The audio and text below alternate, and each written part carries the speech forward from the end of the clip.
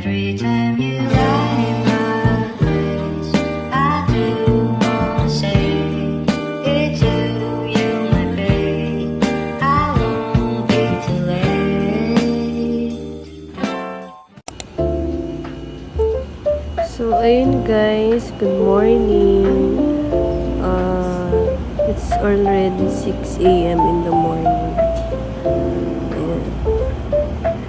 Actually, may lakad tayo today. Ay, hindi pala today. That day. So, ayan yung outfit natin. White shirt and pants. Tsaka, rubber shoes tayo for today. So, ayan guys. Need nating maaga umalis since rush hour ako aalis. So, ayan. Good morning again.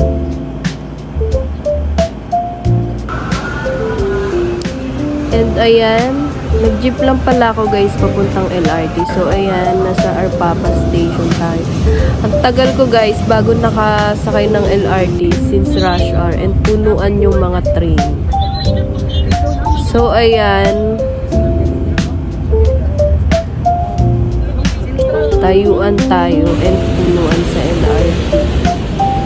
So, ayan, nasa ano na tayo? Saan nga ba to? UN Station. Yan.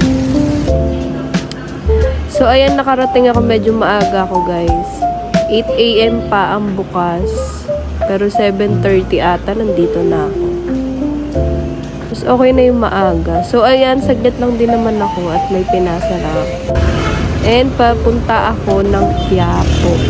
Since may bibilin ako. Actually, may ipapagawa ako. Stamp siya. So, ayan, sumakay na ako sa harapan para hindi hassle. And ayan, while waiting, since 1 a.m. ko pa kukunin yung stamp, nag-intay ako ng siguro almost 3 hours dito sa Jollibee. And ayan, that time, inaantok na ako, guys. Pinipigilan ko lang. And ayan, nakauwi na ako and back to work again. Hindi ko na na-videoan yung pauwi ko, guys, since sobrang antok na ako. So, ayan, gawa-gawa tayo ng orders.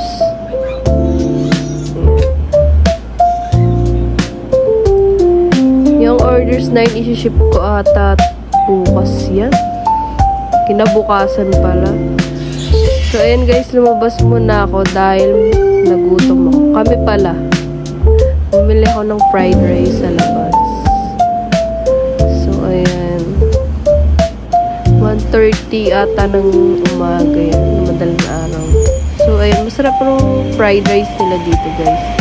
Sa mga taga-Malabon dyan, bili kayo dyan. Sa J-House.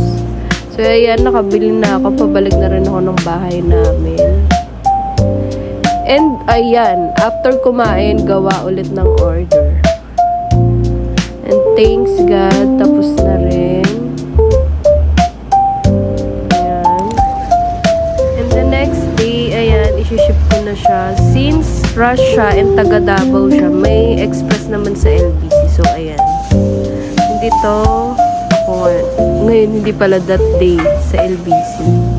Hindi papaship natin siya. Kapag express pala sa LBC, 1 to 2 days lang. Pero depende rin sa lugar. Kung may express yun. So, ayan, lilipat naman ako sa JNT para sa drop-off ko. So, ayan, isa lang naman yung drop ko. And, ayan, pabalik na rin ako ng bahay. Bumili ako ng takoyaki. Since nagutom na ako. And, ayan, pahinga mode. Yung isa, tamang ML lang. And yan nga pala yung working station ko, guys.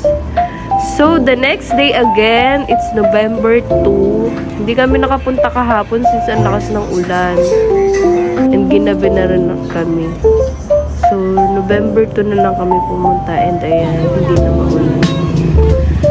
And ayan, nasa cemetery na kami. Medyo konti na lang yung tao. Ayan. Mas okay na rin yung di tayo sumabay nung November.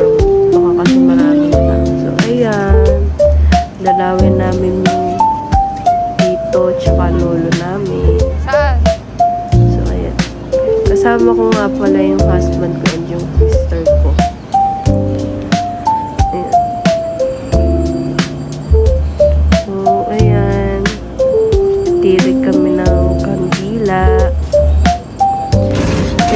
afternoon, pauwi na kami, nag-trike lang kami. Mas malapit lang naman. And, there you go, nakabalik na kami. And, ayan, tamang pakwan si ate girl. And, back to work again. Nagagawa ulit ng orders. Ayan, pakit po na. Ayan. Ayan guys, yun yung working station ko.